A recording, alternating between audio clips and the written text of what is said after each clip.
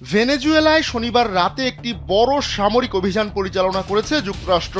মার্কিন president Donald Trump নিশ্চিত করেছেন যে এই অভিযান চালিয়ে ভেনেজুয়েলার প্রেসিডেন্ট নিকোলাস মাদুরো ও তার স্ত্রী সিলিয়া ফ্লোরেসকে আটক করে দেশটির বাইরে নিয়ে যাওয়া হয়েছে।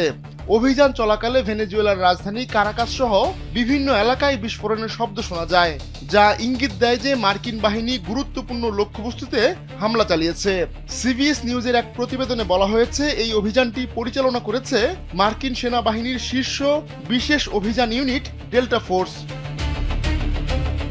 যুক্তরাষ্ট্রের অত্যাধুনিক ডেল্টা ফোর্স 1977 সালে প্রতিষ্ঠিত হয় এবং এটি নর্থ ক্যারোলিনার ফোর্ট ব্র্যাগে অবস্থিত।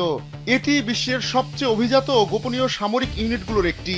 ইউনিটটি ইউএস আর্মি স্পেশাল অপারেশনস কমান্ডের অধীনে কাজ করে এবং জয়েন্ট স্পেশাল অপারেশনস কমান্ডের কাছে জবাবদিহি করে। এটি first special forces operational detachment নামেও পরিচিত।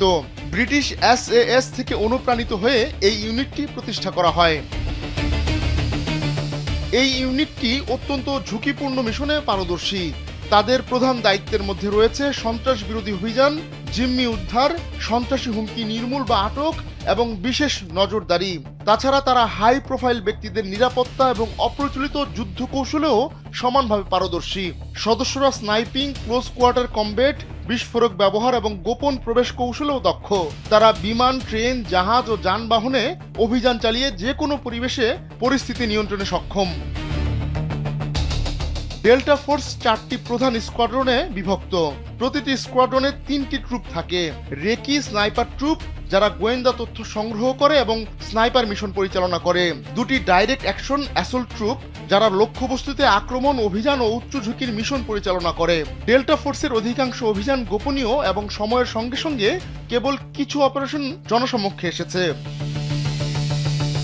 ইউনিটটির বিখ্যাত কিছু অভিযানের মধ্যে রয়েছে অপারেশন প্রাইম চান্স, 2001 সালে ওসামা বিন লাদেনের খোঁজ, বাগদাদ এয়ার স্ট্রাইক, ইরাক জিম্মি উদ্ধার অভিযান, operation Gothic serpent, operation urgent Fury এবং IS-এর নেতা আবু বকর আল বাগদাদির উপর অভিযান।